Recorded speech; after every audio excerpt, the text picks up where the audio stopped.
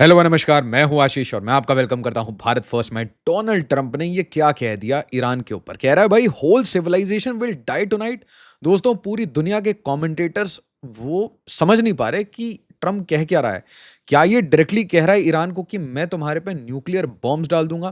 क्योंकि पैनिक फैल गया है इस सिविल ये क्या है whole civilization will die tonight. और इसके बीच में इंडिया ने ऑफिशियली अपनी वार्निंग इशू कर दी है कि भाई जहां पे भी है ना, वहां पे छुप जाएं, इधर-उधर मूव ना करें, डू नॉट मूव। अगले 24 से 48 घंटे ईरान के ऊपर बहुत बुरे हो सकते हैं। साथ ही साथ ईरान ने भी कह दिया कि ऐसा कोई रेड लाइन नहीं है जिसे हम क्रॉस नहीं करेंगे। बट साथ ही साथ आप देखिए ईरान नेगोशिएट करने की जगह क्या कर रहा है?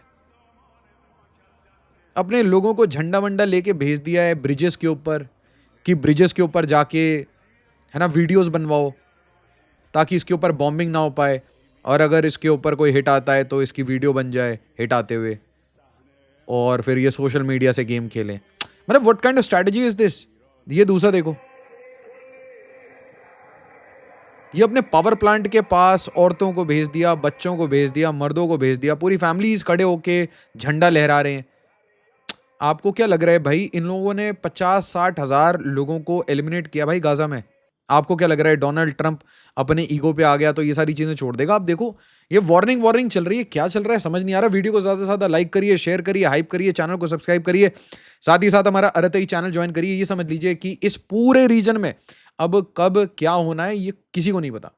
और आप एक चीज समझ लीजिए, Persian gulf, straight of Hormuz, ये सब तो आप ध्यान रखिए ही साथ इसे ध्यान से देखिए। ये जबूती के पास यमन, साथ ही साथ ये लेबनान का एरिया, यहां भी अचानक से कुछ भी फट सकता है।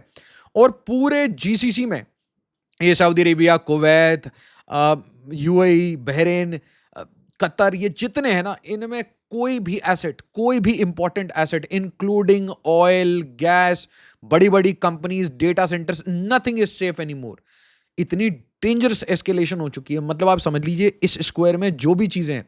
और साथ ही साथ लपेटे में पाकिस्तान भी आ रहा है। पाकिस्तान क्या इस टाइम में, क्योंकि डोनाल्ड ट्रंप जिस तरीके से कह रहा है कि ट्यूसडे का डेडलाइन आ गया है, ईरान को हम स्टोन एज में ले जाएंगे, भाई कोई सिविलाइजेशन ही नहीं बचेगी।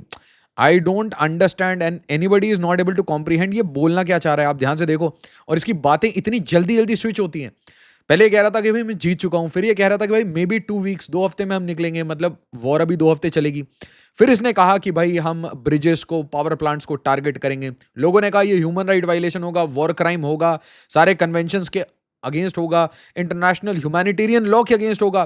तो ट्रंप ने और भी अजीब चीजें कह दी। Trump has repeatedly delayed deadlines for Iran but suggest Tuesday is final. जो ट्यूसडे का डेडलाइन है वो फाइनल डेडलाइन है, अब कोई बात नहीं होगी। और डेडलाइन आने से पहले इन्होंने खड़ग आइलैंड को ठोकना शुरू कर दिया, ब्रिजेस को हिट करना शुरू कर दिया। खड़ग आइलैंड के ऊपर हिट होता है तो ईरान रिटेलिएट करता है सऊदी अरेबिया के पेट्रोकेमिकल कॉम्प्लेक्स पे, एयरपोर्ट्स पे, पावर प्लांट्स पे। ये भी कंटिन्यूसली आपके जितने ऑयल गैस के इंफ्रास्ट्रक्चर है पूरे जीसीसी में, उसके ऊपर हिट कर रहा है। और पर्टिकुलरली इसके टारगेट पे यूएई और सऊदी अरेबिया है। और आप देखिए, पाकिस्तान कहीं बीच में नहीं आया, तो पाकिस्तान से यूएई ने तो पैसे भी मांग लिए कि $3.5 बिलियन तुरंत तुरंत दे दो। इसके अलावा इसराइल अपने अलग वार्निंग्स दे रहा है। इसराइल कह रहा है don't travel by train today. मतलब इसराइल का ये मानना है कि भाई वो ईरान की जितनी ये टनल्स वनल्स ट्रेन्स हैं इनको हिट करेगा, इनके इंफ्रास्ट्रक्चर को इस लेवल पे। वो स्टोन एज वाली बात है ना, they want to batter let's say oil, gas, power plant, bridges, highways. मतलब ईरान में कोई भी चीज इधर से उधर मूव नहीं कर पाएगी। साथ ही साथ इनके डीसैलिनाइजेशन प्लांट्स। अब आप मुझे बताइए कि ईरान के ऊपर ये हिट आता है तो ईरान इमीडिएटली रिटेलिएट करेगा। तो इसका मतलब मिडिल ईस्ट में जो भी एसेट्स हैं, चाहे एक्सप्रेसवेज हो, हाईवेज हो, डीसैलिनाइजेशन प्लांट्स हो, नथिंग इज सेफ। तो क्या कह रहा था मैं आपको 20 दिन 30 दिन पहले, जब ये वॉर शुरू हुआ ना, इसी टाइम में मैंने कह दिया भाई, क्योंकि यहां पे अमेरिका कुछ नहीं कर पा रहा, उसके पास इंटरसेप्टर मिसाइल्स नहीं है, उसके पास कोई एयर डिफेंस सिस्टम नहीं है, उनके पास शाहिद ड्रोन्स है, उनके पास हर टाइप के बैलिस्टिक मिसाइल है और वो ठोकेंगे। और आज क्या स्थिति है मिडिल ईस्ट की? ऐसी कोई कंट्री खड़े होकर ये नहीं बोल सकती I am secure.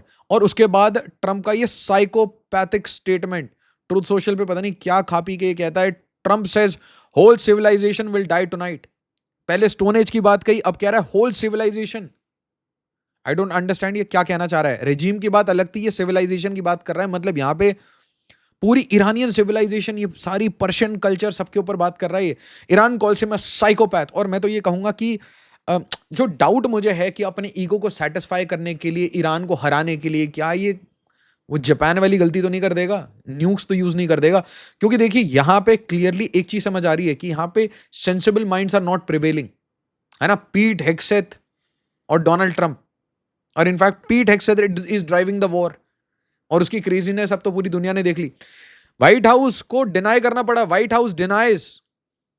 Vice president JD वांस को डिनाई करना पड़ा कि नहीं नहीं ऐसा कुछ नहीं होने वाला। White house denies considering nuclear strikes against Iran. Panic फैल गया पूरी दुनिया की ग्लोबल मीडिया में कि चल क्या रहा है। इसके बाद ईरान का क्लियर वार्निंग, ईरान ने सबसे पहले कहा कि भाई हम आपके साथ अब कोई नेगोशिएशन नहीं करेंगे, कोई सीज फायर नहीं, कोई डील नहीं, कोई भी चैनल से हमारी आपके साथ बातचीत नहीं होगी। All communications are being cut from US. जैसे ये वार्निंग आई ना कि सिविलाइजेशन खत्म कर देंगे, और उसके बाद कहा वी विल नॉट हेजिटेट, हमारी अब कोई रेड लाइंस नहीं है। ईरान से red lines warning ahead of US deadline. US ने कहा कि हम आपकी सिविलाइजेशन मिटा देंगे, ईरान ने कह दिया सब कुछ is on the table, everything is on the table. मतलब मिडिल ईस्ट में ऐसा कोई एसेट नहीं है जिसे हम एक बार सोचेंगे टारगेट करने से पहले। मतलब we will attack like mad people. और साथ ही साथ ईरान ने अपने लोगों को कह दिया कि जाइए पावर प्लांट की सिक्योरिटी करिए, वहां पे जाके खड़े हो जाइए, ह्यूमन चेन बना लीजिए। What kind of mindset is this? अगर ट्रंप साइकोपैथ है तो ईरान भी साइकोपैथ की तरह बिहेव कर रहा है।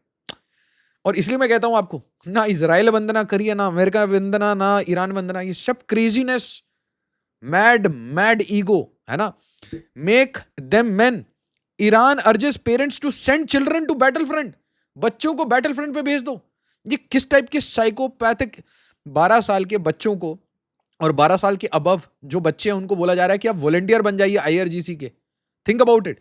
इसके बीच में कुछ अभी भी लोग हैं, पीसनिक्स होते हैं ना, ये ईरानियन म्यूजिशियंस। आप मुझे बताइए इस पूरी कहानी में आपको क्या समझ आता है? जो लोग पावर प्लांट के पास गए हैं, या फिर ये म्यूजिशियंस जो सामने पावर प्लांट के बैठ के गाना वाना बजा रहे हैं, क्या ये वॉर रोकेंगे? पीट हेग्सेथ, डोनाल्ड ट्रंप और IRGC, Quds, Khamenei, these are the people who are in command. और आपको क्या दिख रहा है कि कोई भी नेगोशिएट करना चाहता है? इनफैक्ट क्या बेंजामिन नेतन्याहू नेगोशिएट करना चाहता है? No sane mind is prevailing. Trump threatens to bomb Iran power plant, Tehran preps human chain shield. Just think about it कि किसी कंट्री के ऊपर इमिनेंट थ्रेट है, इंडिया ने कह दिया छोड़ दो भाई, जहां पे हो वहां पे जितने नीचे जाके छुप सकते हो छुप जाओ। Stay where you are for the next 48 hours. कब आपने देखा है इंडिया की सरकार किसी भी फॉर्म में ऐसी कोई वार्निंग दे? इंडिया तो ऐसी इमरजेंसी एडवाइजरीज देती ही नहीं है। पैनिक क्रिएट हो जाएगा, हमारे यार 1 करोड़ से ज्यादा लोग मिडिल ईस्ट में है। और आपको क्या लग रहा है कि अगर इंडिया ने ये ईरान के लिए बोला है तो इसका मतलब क्या है? कि एक कोलिशन बना के अपने सारी एयरफोर्स के एसेट्स वगैरह यूज करके ये लोग बॉम्बिंग करेंगे, तो आपको क्या लगता है ईरान क्या करेगा? ईरान दबा के ठोकेगा। तो आपको क्या लगता है कि मिडिल ईस्ट में क्या होने वाला है अगर ईरान के ऊपर बॉम्बिंग होती है, कुछ मैसिव लेवल की बॉम्बिंग होती है, एक साथ उसके ब्रिजेस, पावर प्लांट्स, डिसैलिनाइजेशन प्लांट्स को क्रिपल कर दिया जाता है, तो same will happen in middle east, GCC. और इसलिए बहुत डेंजरस है। आप देखिए इंडिया की एडवाइजरी, आप समझिए, इंडिया किसी का साइड नहीं ले रहा, इंडिया अपने लोगों को कुछ एडवाइजरी दे रहे हैं। Embassy of India in Iran issued urgent 48 hour advisory, stay where you are, do not move. क्या बात कर रहे हो? Remain indoors at all times, 48 घंटे के लिए हिलिए मत, बाहर मत निकलिए, इंडोर्स रहिए। जितने नीचे जाके छुप सकते हैं उतने नीचे छुप जाइए। Avoid electric installations, power plants, grids, military sites, strategic locations, upper floors. किसी भी हाई राइज बिल्डिंग के टॉप फ्लोर पे मत रहिए, अपर फ्लोर्स पे मत रहिए। कुछ भी, anything is not safe, nothing is safe, वैसी वाली हालत हो गई है। और ट्रंप ने तो अपनी क्रेजी वार्निंग दे दी, ईरान ने अपना clear cut diplomatic, direct, indirect communication सब कुछ सस्पेंड कर दिया। और ग्राउंड सिचुएशन आप देख रहे हैं। और उसके बीच में आपको यह भी समझ आया कि ग्राउंड इन्वेजन पॉसिबल नहीं है, सारी डेल्टा फोर्स वगैरह लेफ्ट राइट करके चली गई। एक इनका पायलट रह गया था, मतलब इनका फाइटर जेट गिरा, एक इनका क्रूमैन रह गया, ठीक है, पहले इन्होंने एक पायलट रेस्क्यू कर लिया, इनकी कहानी मान लेते हैं ना, दूसरा बंदा रह गया था। अब ट्रंप को यह परेशानी है, यह बात किसने लीक की? अमेरिका के प्रेस को चिल्ला रहा है वो कि मैं तो आपकी हालत खराब कर दूंगा। गिव मी द सोर्स, किसने आपको यह बताया? यूएस गवर्नमेंट में ऐसा कौन सा बंदा है जो लीक है? Tell me the source. और उसके बाद $500 million the likely cost of F-15 crash and daring rescue operation. अब हॉलीवुड इसके ऊपर क्या भी मूवी बनाए, बट आप एक चीज समझिए, $500 million, ऐसे ही $1 billion का अलुदेदा में एक इनका वो रडार चले गया था out of a Shahid drone. $20,000 का एक शाहिद ड्रोन उनको ठोक देता है, और उसी तरीके से $500 million for rescue mission of a single man. Good job अगर इन्होंने सही में रेस्क्यू किया है। कुछ लोग कह रहे हैं भाई यहाँ पे और भी गेम्स चले हैं, देवर अटेम्प्टिंग अ ग्राउंड इन्वेजन, उनकी हालत खराब हो गई है, इनकी पतलून गीली हो गई है। 7 locations, 176 aircraft, 45 hours, US air armada rescue ops in Iran. Foot on the ground possible नहीं है। स्ट्रेट ऑफ हॉर्मूज खोल नहीं सकता डोनाल्ड ट्रंप, कोई भी उसका एलाई उसके साथ नहीं है। और इसके साथ ये कैसे कैसी वार्निंग्स चल रही है, ह्यूमन शील्ड बना रहे हैं, पावर प्लांट को हिट करना है, कोई बोल रहा है ट्रेन को हिट करना है। Absolute mad mad man and mad mad world that is running right now. ये वर्ल्ड वॉर सा नहीं लग रहा मुझे, ये मैड मैड वॉर सा लग रहा है। क्या चल क्या रहा है? वो कह रहा है मैं तुम्हें ऑब्लिटरेट कर दूंगा, इजराइल कह रहा है कि जब तक ईरान रहेगा तब तक मेरे ऊपर खतरा है, ईरान कह रहा है जब तक इजराइल रहेगा तब तक खतरा है, यूएस का कोई भी बेस नहीं रहना चाहिए, यूएस कह रहा है कि भाई स्टेट ऑफ वॉर खोल दो वरना तुम्हें स्टोन एज में ले जाएंगे। मतलब किस टाइप की चीजें चल रही हैं? And there is no sense that is prevailing right now. दोस्तों it's a wait and watch. क्या ये सब कुछ ड्रामा है, इट्स ऑल थिएट्रिक्स, या एक्चुअली अमेरिका के पास वो माइट इज राइट वाला पावर है? क्योंकि अभी तक जितना दिख रहा है मुझे बस एक बात समझ आई है कि जितना आपने ईरान को मारा है उतना ही यूएई और सऊदी अरेबिया पिटा है। तो अब ऐसा वो पता नहीं क्या मैसिव फायर पावर यूज करेंगे और ईरान को ऐसा स्टोन एज नहीं, उनकी सिविलाइजेशन को खत्म करेंगे, और उसका ईरान कैसे रिटेलिएशन देगा। एंड सबसे बड़ा क्वेश्चन जिसको आप अभी सोच ही नहीं रहे, what if Vladimir Putin comes in, chips in at the last moment? What if Putin says, yes, I have supplied nukes to Iran? छोड़ो फिसाइल मटेरियल, ये इनके पास बैलिस्टिक मिसाइल है और ये मैंने न्यूक्स दे दिए, वॉरहेड दे दिया। बोलो तो what the hell is going on? क्या ये न्यूक्लियर एस्केलेशन की तरफ जा रहा है या ये गाजा के मॉडल में जा रहा है? I don't get it, but this looks very dangerous to me. कोई और अपडेट आएगी ईरान के ऊपर, मैं जरूर इसके ऊपर वीडियो लेके आऊंगा। I am closely watching it, you also closely watch whatever is happening. ठीक है, बहुत क्रेजी है। वीडियो को लाइक शेयर सब्सक्राइब जरूर करिए। एज ऑलवेज जय हिंद।